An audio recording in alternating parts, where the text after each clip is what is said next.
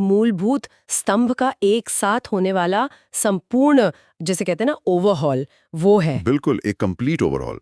और आज के इस डीप डाइव में हम इसी बात को बारीकी से समझने वाले हैं। हमारे पास जो ये विस्तृत दस्तावेज है, ये एक तरह का ब्लूप्रिंट पेश करता है। एक ऐसा ब्लूप्रिंट जो ये बताता है कि 2025 और 26 के बीच ये जो विशाल बदलाव हो रहे हैं, ये देश की दिशा कैसे तय करेंगे। सुनने वालों के लिए ये समझना बहुत ज़रूरी है कि ये एक साथ किसी विशाल मशीन के कई गियर्स के शिफ्ट होने जैसा है। मशीन के गियर्स, ये एनालॉजी काफ़ी सटीक है, क्योंकि जब हम स्टेट मशीनरी की बात करते हैं तो अक्सर हम चीज़ों को अलग अलग खानों में देखते हैं ना, कि इकोनॉमी अलग है, डिफेंस अलग है। बिल्कुल, लेकिन असल में ये सब एक ही बड़े इकोसिस्टम का हिस्सा हैं। और यही बात सबसे ज़्यादा ध्यान खींचती है।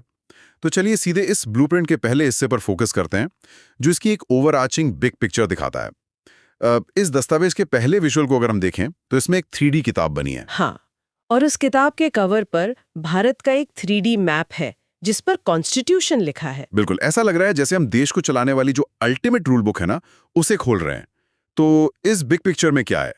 इसमें एक हाई लेवल ओवरव्यू है कि अगले कुछ सालों में हर प्रमुख सेक्टर में नए हेड्स आने वाले हैं। जैसे अर्थव्यवस्था की बात करें तो रिजर्व बैंक के 26वें गवर्नर के रूप में संजय मल्होत्रा कार्यभार संभालेंगे। और नीति आयोग में भी तो बदलाव है। हाँ बिल्कुल, नीति आयोग में सुमन बेरी की जगह अब अशोक कुमार लाहेड़ी उपाध्यक्ष होंगे। और इसके साथ ही 16वें वित्त आयोग की कमान डॉक्टर अरविंद पनगढ़िया के हाथों में होगी। अच्छा, और अगर विज्ञान और अंतरिक्ष के क्षेत्र की बात करें तो वहां इसरो के नए प्रमुख के रूप में डॉक्टर वी नारायणन कमान संभालेंगे। और रक्षा क्षेत्र में लेफ्टिनेंट जनरल NS राजा सुब्रमणी नए चीफ ऑफ डिफेंस स्टाफ यानी CDS बनेंगे। और न्यायपालिका और संसद, वहां जस्टिस सूर्यकांत 53 में चीफ जस्टिस ऑफ इंडिया बनेंगे और श्री CP राधाकृष्णन राज्यसभा के सभापति का पदभार संभालेंगे। लेकिन यहाँ मैं थोड़ा रुकना चाहूंगा। मतलब अर्थव्यवस्था, अंतरिक्ष, रक्षा और न्यायपालिका, ये चार तो बिल्कुल अलग अलग सेक्टर्स हैं ना। इन चारों को इस एक ही मैप पर एक ही विजुअल में क्यों रखा गया है? ये सवाल बहुत लाजमी है।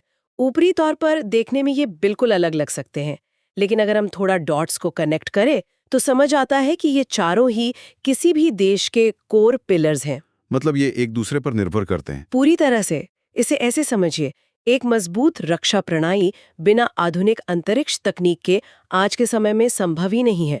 आज की जो जंग है वो जमीन से ज्यादा सैटेलाइट्स और डेटा से लड़ी जाती है। सही बात है। और इन दोनों को, डिफेंस और स्पेस को फंड करने के लिए एक बेहद मजबूत इकोनॉमी चाहिए। लेकिन ये सब कुछ ताश के पत्तों की तरह ढेर सकता है अगर देश में एक सुदृढ़ न्यायपालिका और संवैधानिक ढांचा ना हो जो इस पूरे सिस्टम को कानून के दायरे में रखे। बिल्कुल। तो ये पूरा का पूरा एक चेन रिएक्शन है। सुनने वालों के लिए अगर हम इस पेज से कुछ बहुत ही क्रूशियल टेकअवेज निकालें तो 2 फैक्ट्स बिल्कुल क्लियर होने चाहिए।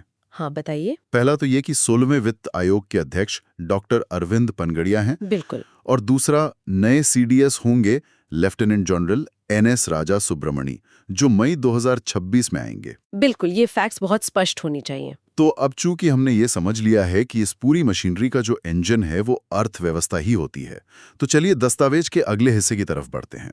जो स्लाइड 2 है वो पूरी तरह से इकोनॉमिक लीडरशिप पे फोकस्ड है। और इसका विजुअल भी बहुत पावरफुल है। हाँ, एक बहुत ही majestic 3D reserve bank of India की बिल्डिंग है और उसके आसपास ऊपर बढ़ते हुए बार ग्राफ्स हैं, जो मतलब देश की स्ट्रक्चरल इकोनॉमिक स्ट्रेंथ को दर्शा रहे हैं। बिल्कुल, और इस मजबूती को दिशा देंगे संजय मल्होत्रा, जो 1990 बैच के IAS अधिकारी हैं।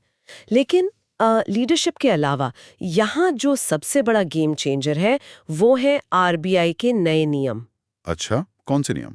1 अप्रैल 2027 से NPA यानी नॉन परफॉर्मिंग एसेट और ECL के नए नियम लागू होने जा रहे हैं। ECL यानी एक्सपेक्टेड क्रेडिट लॉस है ना? हाँ बिल्कुल। इन नियमों के तहत एक बहुत सख्त बदलाव ये है कि यदि किसी भी संस्था का एक लोन NPA घोषित होता है तो उसके द्वारा लिए गए बाकी सभी लोन्स को भी NPA मान लिया जाएगा। अरे बाप रे! मतलब अगर मैं एक रियल वर्ल्ड एनालॉजी लूं तो ये तो ऐसा है कि फलों की एक टोकरी में अगर एक सेब खराब निकल गया तो पूरी की पूरी टोकरी को ही रिजेक्ट कर दिया जाएगा। हाँ बिल्कुल ऐसा ही है। हालांकि 90 दिन की जो ओवरड्यू लिमिट है वो अपनी जगह बरकरार रहेगी। लेकिन फिर भी क्या ये बैंकों और कर्ज लेने वाली कंपनियों के लिए थोड़ा ज्यादा सख्त नहीं हो जाएगा? मतलब इससे तो बहुत पैनिक मच सकता है। सुनने में ये सख्त जरूर लगता है, लेकिन इसके पीछे का जो वाय है ना, वो समझना जरूरी है।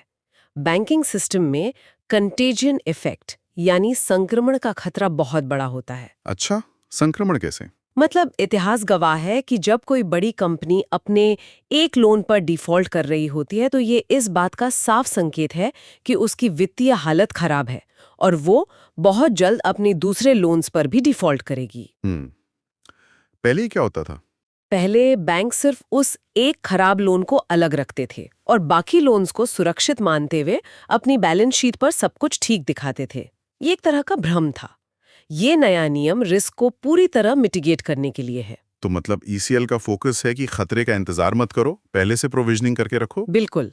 अब इसी आर्थिक मोर्चे पर एक और बहुत बड़ा ढांचागत बदलाव हो रहा है नीति आयोग में। हाँ, दस्तावेज के मुताबिक नीति आयोग अपनी जो पारंपरिक अर्थशास्त्रीय संरचना है उससे हटकर अब विज्ञान, प्रौद्योगिकी और आर&डी पर फोकस करने जा रहा है। सही कहा। और इसका मुख्य उद्देश्य भारत में रिसर्च एंड डेवलपमेंट को आसान बनाना है। लेकिन नीति आयोग का काम तो अर्थशास्त्र और नीतियां बनाना था ना। ये साइंस की तरफ शिफ्ट होना, ये तो एक बहुत बड़ा फंडामेंटल पैराडाइम शिफ्ट है। बिल्कुल है, क्योंकि आज की जो वैश्विक अर्थव्यवस्था है वो नॉलेज और इनोवेशन पर आधारित है। नीति आयोग का ये शिफ्ट ये स्वीकार करता है कि भविष्य की ग्रोथ पारंपरिक मैन्युफैक्चरिंग से नहीं बल्कि कटिंग एज आर&डी से आएगी।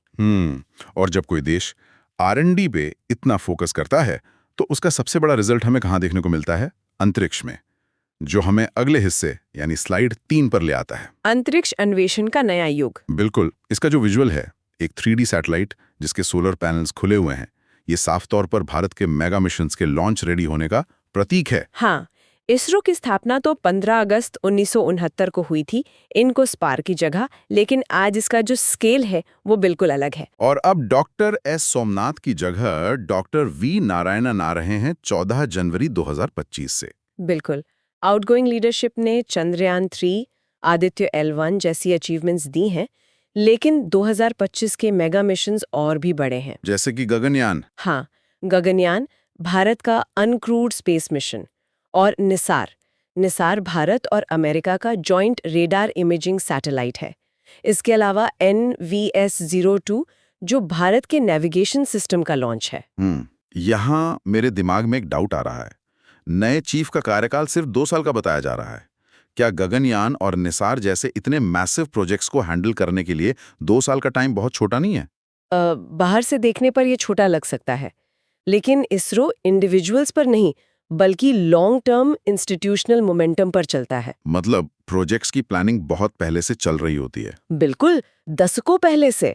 डॉक्टर नारायणन का काम रातों रात दिशा बदलना नहीं है, बल्कि उस मोमेंटम को सही तरीके से लीड करना है। अच्छा, और इसमें निसार जो है, जो इंडिया और यूएस का जॉइंट वेंचर है, उसका मार्च 2025 का लॉन्च टाइमलाइन बहुत क्रिटिकल डेटा पॉइंट है। हाँ, क्योंकि निसार सिर्फ एक सैटेलाइट नहीं है, ये एक रणनीतिक साझेदारी है। और रणनीतिक साझेदारी से याद आया, अंतरिक्ष तो आज के समय में सबसे बड़ा स्ट्रेटेजिक फ्रंटियर है, जो नेचुरल तरीके से देश की फिजिकल सिक्योरिटी से जुड़ा है, जो हमें सीला स्लाइड 4 यानी मिलिट्री इंटीग्रेशन की तरफ ले जाता है। बिल्कुल, इस स्लाइड का विजुअल बहुत इंटरेस्टिंग है। हाँ, एक हेक्सागोनल फ्लो चार्ट है जिसमें CDS सबसे ऊपर है और वो डायरेक्ट थल सेना, नौसेना और वायुसेना को एक साथ कनेक्ट कर रहा है। ये CDS यानी चीफ ऑफ डिफेंस स्टाफ की भूमिका है। 30 मई 2026 से लेफ्टिनेंट जनरल NS राजा सुब्रमण्य पद संभालेंगे। CDS की भूमिका असल में होती क्या है? वे रक्षा मंत्री के प्रमुख सैन्य सलाहकार होते हैं और सैन्य मामलों के विभाग के सचिव भी। ये पोस्ट असल में 1999 में कारगिल रिव्यू कमेटी की सिफारिश पर बनी थी। अच्छा, मतलब ये एक कॉर्पोरेट CEO की तरह है जो 3 अलग-अलग massive divisions, army, navy, air force को एक यूनिफाइड स्ट्रैटेजी के नीचे लाता है। काफी हद तक, हाँ। और ये तब और अहम हो जाता है जब ग्लोबल डिफेंस सिनेरियो इतना बदल रहा हो, जैसे 2026 में भारत और जर्मनी की रणनीतिक साझेदारी के 25 साल पूरे हो रहे हैं। और जर्मन एयरफोर्स तरंग शक्ति अभ्यास में भाग भी लेगी। बिल्कुल। लेकिन एक चीज जो मुझे इस स्लाइड में थोड़ी अजीब लगी, इस डिफेंस और मिलिट्री की स्लाइड में, ईरान के चाबाहार पोर्ट का जिक्र क्यों है? ये तो ट्रेड का हिस्सा लगता है। ये एक बहुत ही क्रिटिकल पॉइंट है। चाबहार सिर्फ ट्रेड नहीं है, ये एक मैसिव जियोपॉलिटिकल और स्ट्रेटेजिक एसेट है।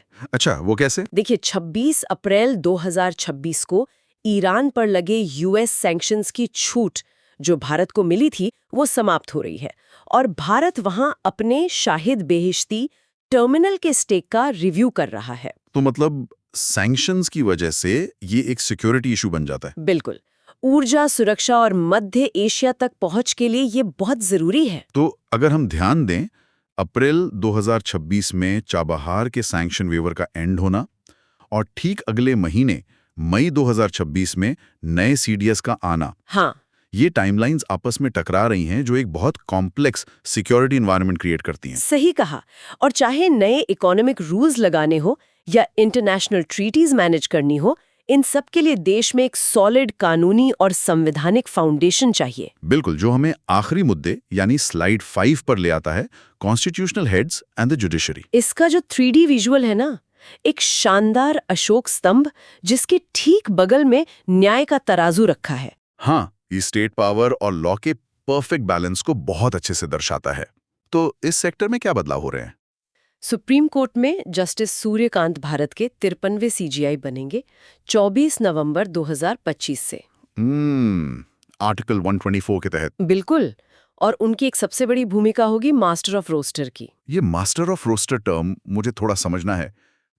आमतौर पर लोग सीजेआई को सिर्फ फैसले सुनाते हुए सोचते हैं ना, पर ये मास्टर ऑफ रोस्टर वाला जो एडमिनिस्ट्रेटिव पावर है, ये इतना क्रूशियल क्यों है? क्योंकि कौन सा जज किस संवैधानिक केस को सुनेगा, ये डिसाइड करना सीजीआई के हाथ में होता है। और कई बार ये तय करना कि बेंच कौन सी होगी, ये फाइनल लॉ बनाने जितना इम्पैक्टफुल होता है। अरे वाह, मतलब केस का एलोकेशन ही केस की दिशा तय कर सकता है। बिल्कुल। और इसी के साथ संसद की बात करें तो राज्यसभा के सभापति और उपराष्ट्रपति के रूप में श्री सीपी राधाकृष्णन कार्यभार संभालेंगे। उनका बैकग्राउंड तो काफी एक्सटेंसिव है। महाराष्ट्र, झारखंड, तेलंगाना के पूर्व राज्यपाल और पुडुचेरी के उपराज्यपाल रह चुके हैं। हाँ, और ये प्रशासनिक अनुभव बहुत अहम है। 4 अलग-अलग स्टेट्स और यूटीज में काम करने का अनुभव उन्हें राज्यसभा हैंडल करने के लिए यूनिकली पोजीशन करता है। सही बात है।